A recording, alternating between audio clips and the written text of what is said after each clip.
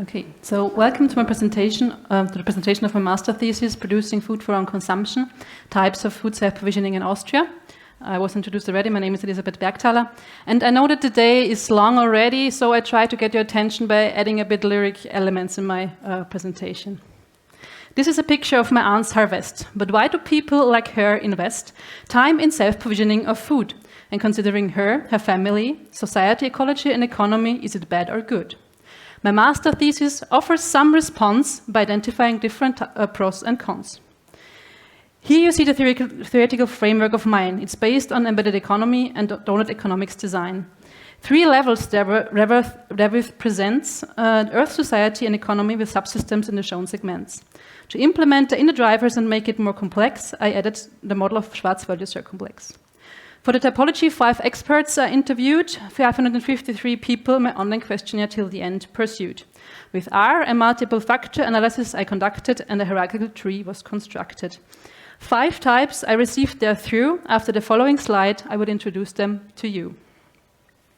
50 years is the average age of the service participants, 89% of which were female, so only few gents. Most of them in Lower and Upper Austria reside. Now let's get into the types with the next slide. Enjoying some green in the city, I named cluster number 1. They mainly grow herbs and vegetables on balcony and windowsill for fun. As they want to support wild animals, they provide them with insect hotels and grow perennials. Often they are beginners in growing. Their main motivation is joy, so they love growing easy plants like a Tamagotchi toy. The space they can use is quite restricted, so what they can grow and harvest is limited. Let's look on the next graph what they offer on sustainability's behalf. From my data, I saw that this type has little problems with regulations and the law.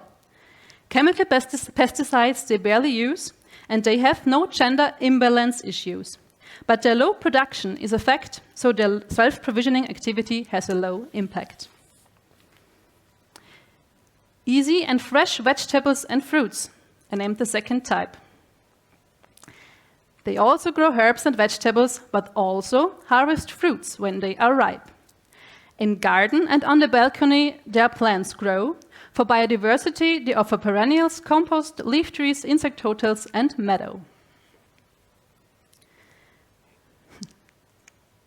The motivation on joy and quality is based, so the people have fun growing food, love its freshness and taste. Again, the limited space makes growing more food tough, but even more problem is that time is not enough. It is the biggest group, 40% of the sample. Therefore, compared to the overall average, the difference is not very ample. They have little problems with regulations and the gender balance is very neat, and at least during harvesting, they eat less meat.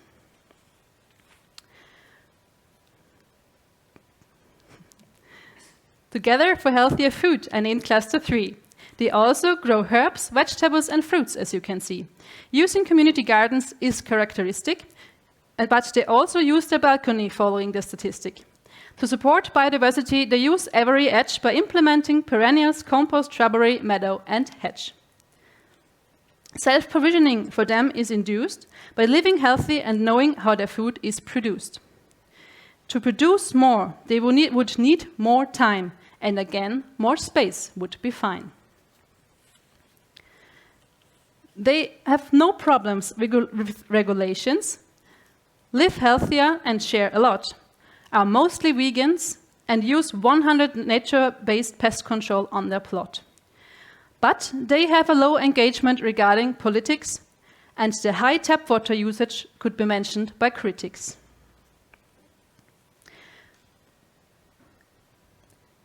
Great variety for great taste, I named cluster 4. They grow a big variety of herbs, vegetables, fruits, potatoes, and sometimes even more. The garden is used mainly for the plants growing, but also the balcony, but for example for sowing. For wild animals in this cluster, people in this cluster offer a lot of space, like perennials, compost, insect hotels, shrubbery, leaf trees, wild corners, and a water place. Motivation is growing high quality food in the sun, as well as joy and having fun. A hindrance for growing more is the time and biotic factors, especially slugs. Maybe they need some firebugs or ducks. People in this cluster produce 1/3 on their own, share food and what they know. They are healthier and the meat consumption as well as tap water usage is quite low. The gender imbalance is high on the other hand, and they have a low political engagement. They have the highest share of chemical pesticides of all. With 9%, it is still quite small. A little farm for diversity and quality are named Cluster 5. Not only plants, but also farm animals on their lands thrive. With using garden, balcony, and also field, they obtain a quite high yield. The support of biodiversity is quite intense, with perennials, compost, insect totals, meadow, shrubbery, leaf tree, hedge, and water place, the variety is immense. The motivations for people in this group lie in knowing how food is produced and its quality, which is quite high. To grow more time would be needed and abiotic factors defeated. The main issue is the lack of water, which will increase as the climate is getting hotter. In average, this group produces 40% of the food, which is the most of all. They share knowledge and food, and 96% use only nature-based pest control. But women are engaged much more than men. If they keep livestock with restrictions, they can have a problem. On their plate, they have a lot of meat, but have in mind it often comes from the animals they themselves keep. Now let me conclude and tell you for what food self-provisioning is good. It diversifies how food is obtained, networks and better health can be gained. Without synthetic means nearly all strive, and due to many diverse structures, biodiversity can thrive. Thanks for your attention.